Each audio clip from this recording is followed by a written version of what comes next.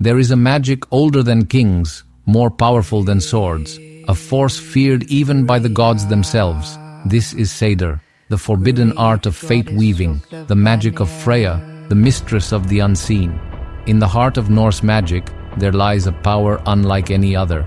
Not the brute force of rune-carved weapons, not the war cries of berserkers, but a magic that bends the very threads of fate. This is Seidr, the sacred and secret art of Norse sorcery. To practice Seidr was to see beyond time, to summon visions from the past and shape the future. But such power came at a cost. The gods themselves feared it.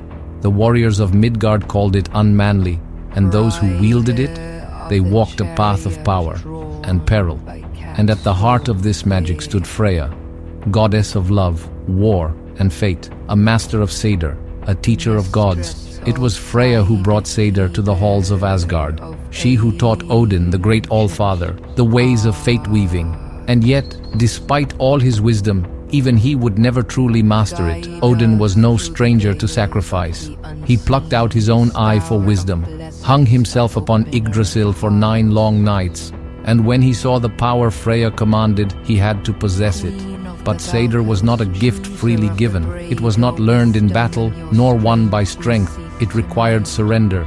It demanded a breaking of the self. And so, Odin, the mightiest of gods, did what no warrior before him dared. He bowed before Freya.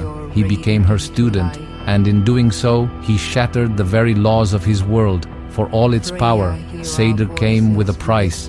To wield it was to abandon honor, to be seen as unworthy of the battlefield. Among the Norse, there was no greater shame for a man than to be accused of ergi, unmanliness. And Seidr was a woman's magic.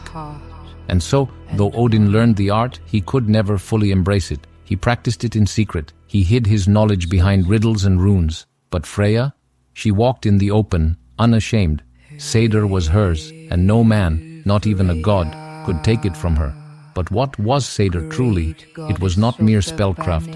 It was a bridge between worlds, a summoning of spirits, a weaving of fate itself. Through Seidr, one could speak with the dead, shape the minds of kings, bind enemies with unseen threads. But the power was never without risk. The wrong words could twist fate against you. The wrong spirit could never be sent back. And what of the end, when fire and ruin consume the world? What role does Seidr play in Ragnarok? There are those who say that Freya, the mistress of fate, saw the end long before it came, that through Seidr she glimpsed the final battle, the fall of gods, the rise of a new age. Did she fight against it? Or did she, in her wisdom, let it come? Seidr was never about strength. It was never about dominance. It was about knowing, about seeing the path before you and choosing to walk it anyway. Freya understood this better than any god or man. She was not bound by fate, she was fate. She did not fear the end, she wove it. Watch next, Episode 5, Freya and Folkvangr, the afterlife beyond Valhalla. Until then, may the Mistress of Magic guide you through the unseen threads of fate.